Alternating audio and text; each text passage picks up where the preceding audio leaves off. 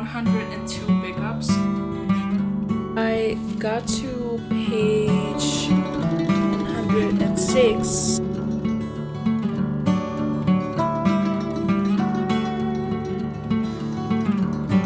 So I'll see you guys tomorrow, and we're going to start Great Big Beautiful.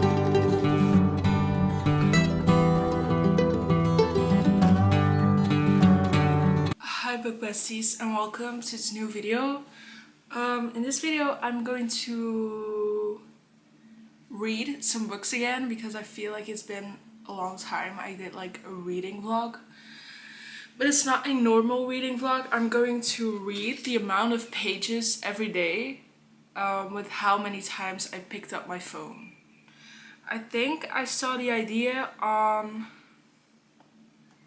Sarah Caroli's channel, I think, a few months ago, and I wanted to do it like screen time for a really long time, but it's just not possible to like fit that amount of time in my days with work. So I wanted to start on with the amount of pickups. So as you can see, I had an average of 101 pickups last week, which I think is a lot.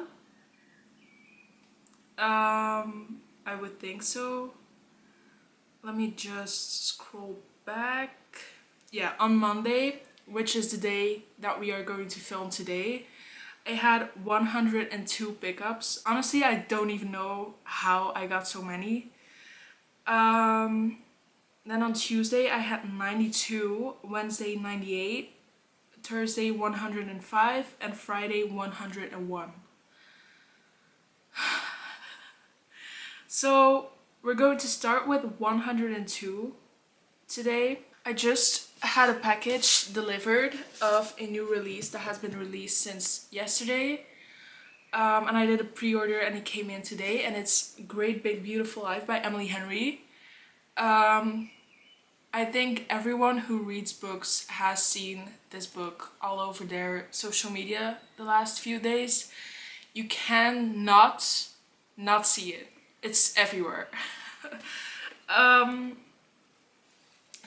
But I wanted to start with another book today and see how many pages I can get into today. And it's Out of the Woods by Hannah Bonam Young. I have read Out on a Limb, which is the first book in like this series. Is it a series or is it Interconnected Samuels? I don't know.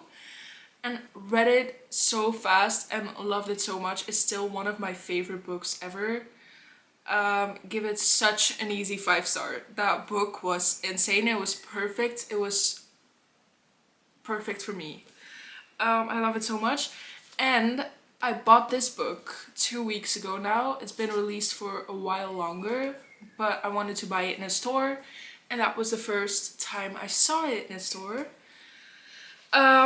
So I think I'm going to start with this book because I'm like really excited about how it's gonna go, because it's like a married couple and they're not sure who they are without the other person.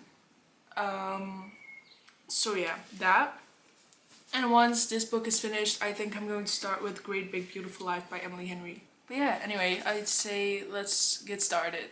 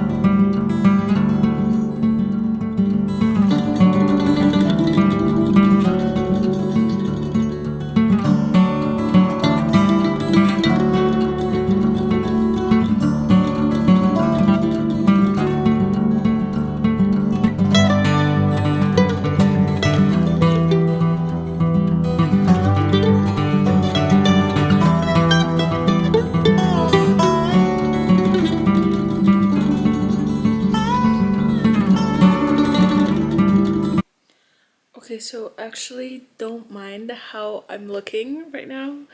But I got to page 106 before lunch. I had lunch and now I was thinking, should I read some more? Because I feel like at this point I'm getting invested in the story and I feel like the story is about to begin because now they're at this point in the story where I feel like it's gonna get picked up more. So I think I'm going to read some more. I don't know if I'm going to remove the amount of pages from the pages that I have to read tomorrow, but I think I probably won't.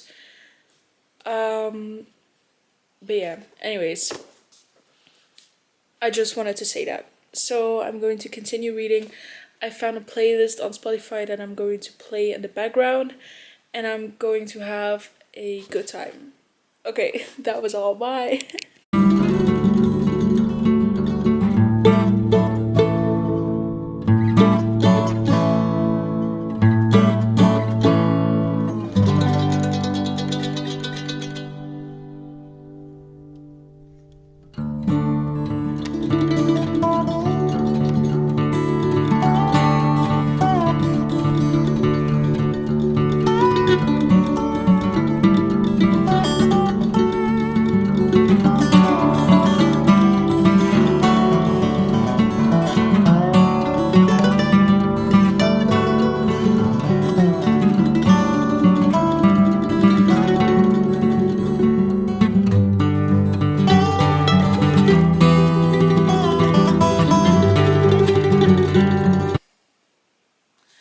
I don't know if I should say that I finished the book or the book finished me, but I think it's a little bit of both. Again, I think this is a 5-star read because this book was so beautiful and realistic in a way. And sure, there were some things that could have been different. Like this entire book is written in only Sarah's point of view. So imagine if you would also add like Caleb's point of view. But I was not bothered by it at all. Like I enjoyed the book. I read it so fast. It's been a really, really long time since I've read a book this fast. And I'm so happy. So this book is filled with grief. That's a first thing that is discussed in the book because the female main character Sarah lost her mother when she was a teenager. Now I think it was 11 years ago now, and the story has flashbacks too to when both the main characters were younger. And since Caleb and Sarah have been together for a really long time, since high school, he also knew her mom, Macy. So they both suffered the grief. Sarah has been struggling to realize and to figure out who she is outside of her relationship and her marriage with Caleb. So she's like fighting Caleb in a way. But then when her best friend is like, well, I know of this like retreat. Is it that a right thing to say? I don't know for sure. But I know this retreat where couples go when they're having like a rough patch. I know the two people that are organizing it, and I think it's a good idea for you and Caleb to go to. I would have gone, but I can't. So I think it's a good idea for you and Caleb to go to. Like Owen says that to Sarah. And Sarah's like, is it outdoors? And Owen's like, yeah, it's outdoors. But Sarah and Caleb really aren't outdoors people. But they still go on like the retreat. And I think it's called Reignite. And throughout like the process of like the retreat and Reignite, you can follow Sarah on her journey to become like, to figure out who she is more and more. And I really, really love the way that it was so realistically written, and shows readers what it's like to have this crisis in your head that you don't know who you are without the help of somebody else, without somebody else around you. And every book of Hannah Bonam Young has been like that. They cover a lot of difficult and harder topics as well, and it's realistic in a way that the reader can relate. And I think that is one of the most beautiful things that a person can do in a book.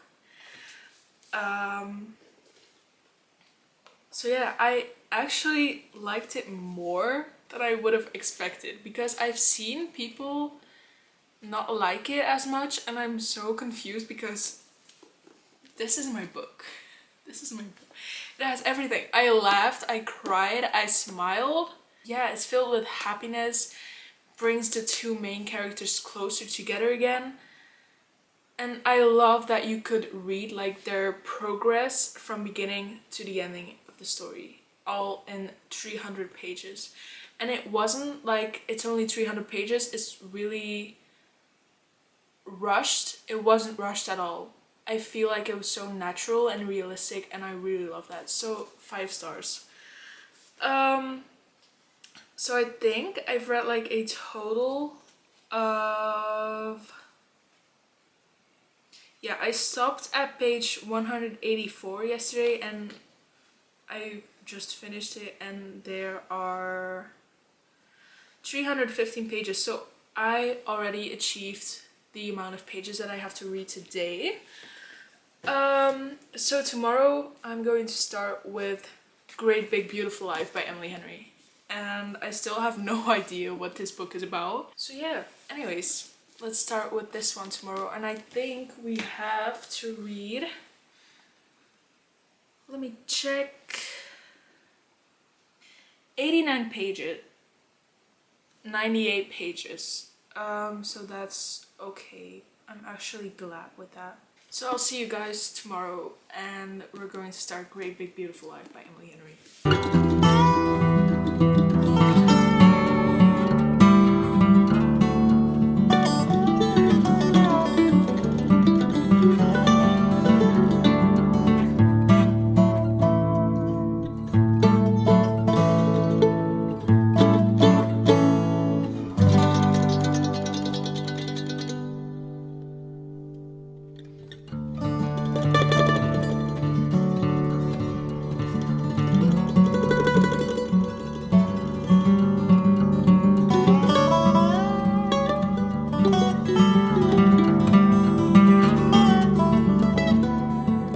Hi. It's a few days later. I think it's, wait, when did I start this book? I have no idea. I think I started it on Friday and now it's Sunday. But I finished it. I was going to film another time lapse so that I had more footage of reading Great Big Beautiful Life by Emily Henry, but I forgot because I had to get to work unexpected this morning. Like at 12. So I forgot to film that, but I just finished it. And the thing is, I can see why people like it. Let me just say what it's about first. So it's about two writers, Hayden and Alice. Hayden is a Pulitzer Prize winning person, and Alice is an eternal optimist still dreaming of her big writing break. They're both writers of autobiographies and memoirs, I think, if that's a correct way of saying that, but I'm not really sure. And they meet with Margaret Ives. Yeah. She's a tragic heiress, former tabloid princess, and daughter of one of the most storied and scandalous families of the 20th century. and they are competing to write her autobiography, her memoir, from everything that happened in her family. They're competing, but they don't know. The entire story is written in Alice's point of view. So you can see from her first meeting with Margaret to when she sees Hayden. And you can read how they get to know that they're competing to be able to write the autobiography, because they have a meeting with Margaret at the same time at one point in the book, where she tells them that they're competing and they have, what is it, 2 weeks or a month to get to know the story, but not every single detail, like every little thing. She doesn't tell them everything, and she doesn't tell the both of them the same things. They both had to sign NDAs, so they can't discuss it with each other. And then they have, at the end of the test period, they have to pitch their thing that she already told them. I think they were writing a story about the things she told them already, and then they had to pitch it, and the one with the best pitch could write Margaret's autobiography. It's a whole difficult story for me to explain. Sorry for the birds. So obviously they meet. Alice and Hayden meet. And there's this tension between them. She's this eternal optimist and he's like a little bit more laid back. He's a little more calm, maybe grumpy, but not really grumpy. You get the point. And every time here, but the problem is Margaret is only giving each of them pieces of her story, pieces they can't swap to put together because of an ironclad NDA and an inconvenient yearning, I have no idea how to pronounce that, pulsing between them every time they're in the same room. And it's becoming abundantly clear that their story, just like the tale Margaret's spinning, could be a mystery, a tragedy, or a love ballad, depending on who's telling it. This is different than Emily Henry's previous books because this has more of a mystery touch to it, maybe, where the others were more really the romances. And this, yeah, you can read the story that Margaret tells Alice every time they have a meeting in the test period. And so you can follow along on the journey and get to know more about Margaret's family. And like that's the mystery part of the book. And then you also have Hayden and Alice's relationship. That is the romance of the book. But it's still, the romance part of the book isn't the same as you would expect from an Emily Henry book, in my opinion, personally. And again, I can see why people like it, but I didn't really have a connection with it. I cannot explain. Maybe it's because I didn't like read into what I was buying, and I just automatically bought the book and pre-ordered it and read it, and I had no idea what I was getting into, that I had different expectations of what I was going to read. That's the reason that I didn't enjoy the book. It was still a good book, like I finished it in 3 days, but it took me, like it was harder for me to like read and get into the story than it was to get into Out of the Woods by Hannah Bonham Young that I read earlier in the video. But the more I got to the ending, the more I got into the story and the more I, like, you know, But the thing is, I didn't find a connection with the book. Um, yeah, I cannot explain why. It could be because of the reading slump that I'm still half in, half out.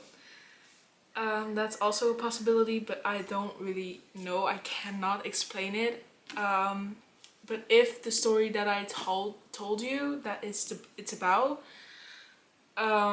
interests you, this is the book for you, because it's still a great book. It just wasn't for me at this moment. It is possible that if I reread it in like a few months or maybe a year or maybe more than a year, I will like it more. And that it just wasn't the right time to read the book. But yeah, so 3 stars for this one. And then I'm going to end the video here because, yeah, I'm going to end the video here. So if you enjoyed this video, please consider subscribing. It's completely free. It would help my channel so much. Don't forget to like, comment what you thought about this book, if you have read this book, or if you have read Out of the Woods by Hannah Bonam Young, and what you thought of that one, so we can chat about the books. And yeah, I'll see you guys next week for a different kind of video. Bye.